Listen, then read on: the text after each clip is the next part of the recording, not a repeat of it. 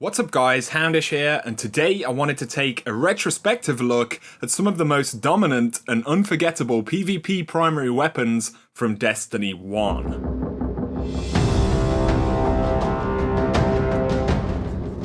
So really, I have way more than 10 weapons which stand out in my mind when I think back over the past 3 years, but the weapons I wanted to talk about in this video are just some of the potent weapons which have stood out for me, and I'll almost certainly fail to list some of the weapons which stand out to you guys, so let's get a conversation going below. Let me know your favourites, or maybe even those weapons that you hated playing against in Destiny. First up though, this one is pretty easy to see coming because we've all felt its sting in PvP. Many of us will have wielded this dark weapon during what was its reign over the Crucible, so I'm talking about the Thorn. Of course, this weapon is now a shell of what it once was. Going back to year 1 PvP though, this hand cannon would comfortably 2-tap opponents, relying mostly on its fatal burn damage to tick away what remained of your enemies. Not only that, but hand cannons back then were the multi-tools of the Crucible, capable of incredible accuracy and range. The metagame also remained the same for an incredibly long time, and Thorn was the dominant hand cannon for nearly a year in PvP before it was brought to justice. The Taken King spelled some pretty huge changes to the weapon. Its damage over time became a third of what it was previously, and a sweeping change to hand cannon range immediately rendered Thorn as an almost irrelevant weapon. The much less powerful Thorn became available once again during Rise of Iron, a nostalgic moment for year 1 players, but for a weapon which would never be the same again.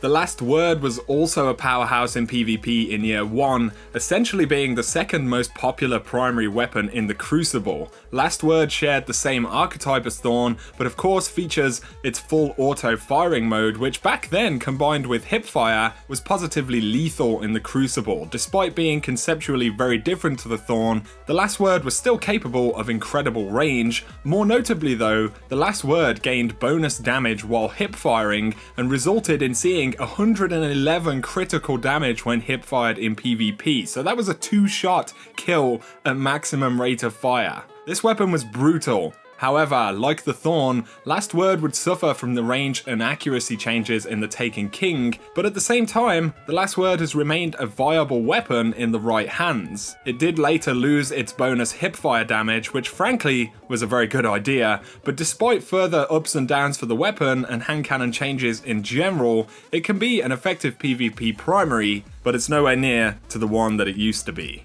I should really mention the Hawkmoon here as well. It's not a main selection for this video, but it's a hand cannon which was almost as potent as the previous weapons through year 1, benefiting from the insane range and incredible accuracy, as well as being able to double proc holding aces and look in the chamber for incredibly rare one-shot kills. Yes, one-shot kills in PvP. Hawkmoon, of course, has been taken down a series of notches, but it's still my favourite looking hand cannon in the game. I only played Xbox in year 1 of Destiny though, so I never really got to feel the true glory of the Hawkmoon.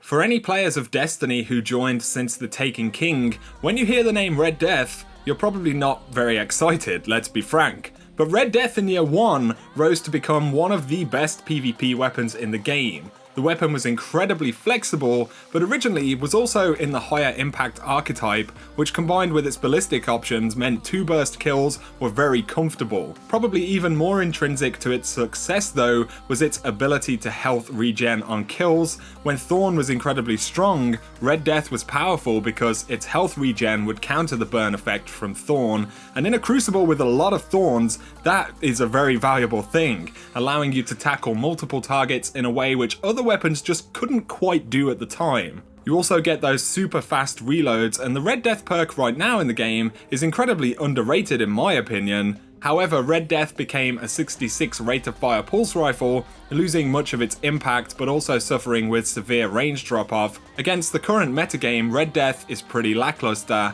but it's worth remembering once it was a mighty, mighty pulse rifle. The next weapon is one which is almost certainly the least used in this list, but it's a weapon which to this day is just brutally good. I'm talking about the Scholar. This is the Year 1 Trials of Osiris scout rifle. I remember on day 1 of Trials, we somehow managed a flawless on our first attempt, and upon discovering the lighthouse for the first time, I was granted this bright yellow scout rifle, which is still one of my most prized possessions to this day.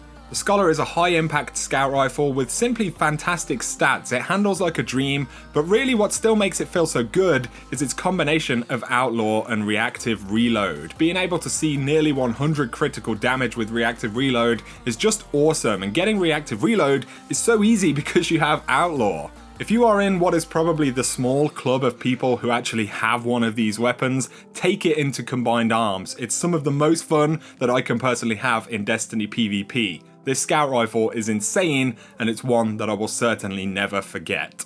Another Year 1 Trials weapon is the Messenger. This weapon is significant because I feel like for a lot of people, it introduced them to this high-impact class of pulse rifle. Back in Year 1, the 2-burst kills with the Messenger felt really good, and it was something which most players weren't used to doing in PvP, until they had one of these weapons. In some ways, I feel like the Messenger began that because it was probably more accessible than the Hopscotch Pilgrims and Spare Change pulse rifles at the time. I mean, I had one before I had either of those weapons, and I used the Messenger again recently. It doesn't quite compare to how it was in Year 1, and it certainly doesn't compare to these newly crowned God-rolled Parthian shots and things like that, but nonetheless, it's a weapon which I personally won't forget. While we're on the subject as well, I still rock my Hopscotch Pilgrim in PvP. Even though it's a lower impact pulse rifle now, I really recommend that you guys look out for a full auto one. It's more competitive than you may think. The Doctrine of Passing is a weapon which had one hell of a reign in its own right. The Trials auto rifle offering for the Taken King meant that for the first time we had a max rate of fire auto rifle, which was truly brutal for PvP. The Doctrine rose to power in the months following the Taken King because it had, and still does have, a very fast time to kill. Unlike other auto rifles in this category though, the Doctrine was relatively easy to use because the recoil pattern is not very severe to begin with, but the weapon also has persistence, braced frame and counterbalance, and because it's such a high rate of fire weapon, at the time it was very obnoxious to fight against in PvP. It would shred targets down while making it pretty difficult to compete against in its optimal range. The Doctrine spelled the auto rifle meta number 2, or maybe more of a auto rifle mini meta, albeit a very unvaried one. Eventually though, Doctrine's recoil was increased, and combined with the rising power of other weapons, Doctrine mostly faded into the background for PvP.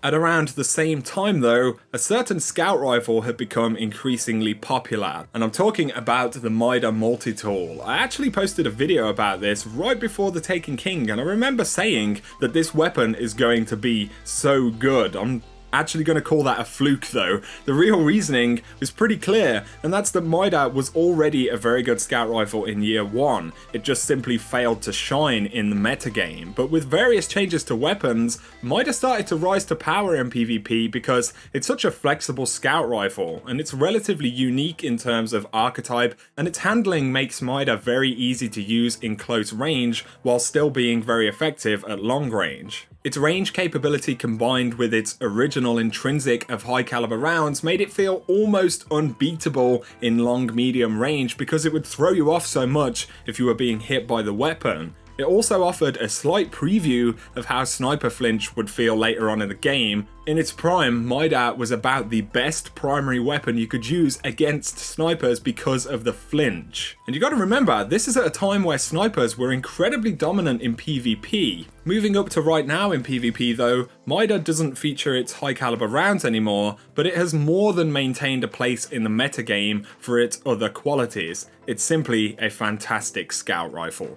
Let's talk about the PvP hand cannon, one that has been dominant now for longer than the Thorn was. Of course, I'm talking about Eyasluna, the Hawkmoon prototype, the one that comes with much more range, you know the one. So the Eyasluna is the single most popular and sought after legendary hand cannon for PvP in Destiny. Luna has the potential to be a max range hand cannon, its range being its single biggest attribute. But on top of this, Eyasluna has great stats and handling all around, and with enough luck, is capable of rolling fantastic PvP perks like Rangefinder, Look in the Chamber. Eyasluna became the hand cannon example for PvP. This is the leader of the pack. Further to the weapon's credit has been its resilience in the metagame. Despite nerfs and buffs to hand cannons, the Luna has remained, and hand cannons are just so stylish and they feel incredible to use, and Luna just further embodies all of the important things about that. Being the set standard, the Luna almost certainly influenced the arrival of the almost equally popular Palindrome, a weapon which for many has offered them the god role that they wanted. The Palindrome is the saviour of the vast number of players who were never graced with a godly Eyasluna. Many of those players still grind Crucible to this day in the hopes of getting one.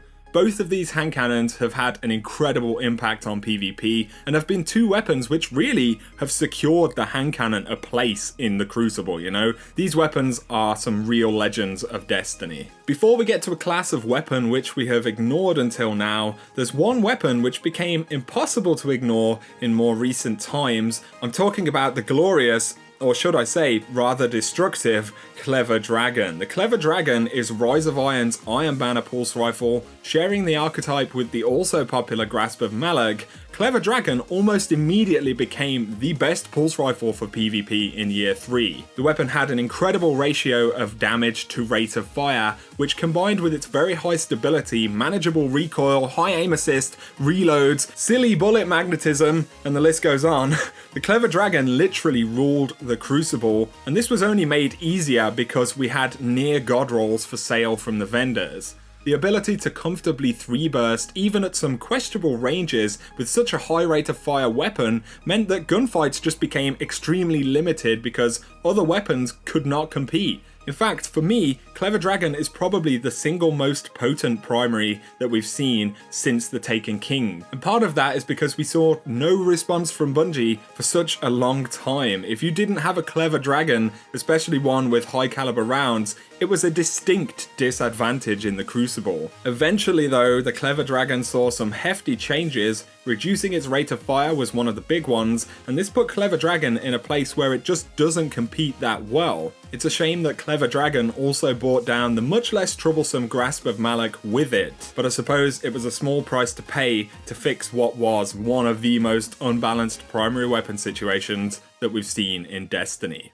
So what is it that we've missed? Well, the trusty PDX-45 and by extension the Hawksaw will be the final weapons in this list for me. Both of these actually arrived in the Taken King, so it may seem strange to list them last since they were very good from the start. The key thing for me though is that these two pulse rifles have stood the test of time. They didn't come into the game so hot that they got huge nerfs, and throughout the meta phases since Year 2, they have remained very viable and are now, in my opinion, two of the real champions for PvP. PDX-45 being my personal favourite, this thing with a good roll is simply incredible in PvP. You have lightning fast handling with great recoil and then insane stability stats as well as good magazine size, great bonuses to choose from. There is nothing not to like about either of these weapons. 3-burst kills are crispy and clean, but at the same time the weapon doesn't feel obnoxious or broken. It's just incredibly good. It's almost just right, you know what I mean? In Destiny 2, we know that these foundries and styles of weapon will live on, and I think that part of that is that they work so well. The PDX-45 is a powerful weapon in PvP, and its sibling the Hawksaw is also incredibly good. The PDX-45 is my favourite PvP pulse rifle right now, and in my opinion, is probably the best pulse rifle in the game for Crucible. What more can I say?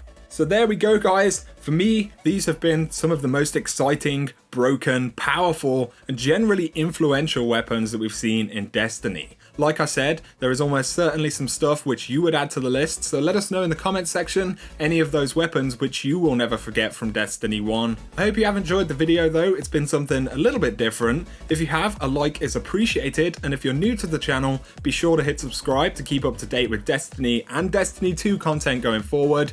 For now though, thanks for watching guys, you have an awesome day.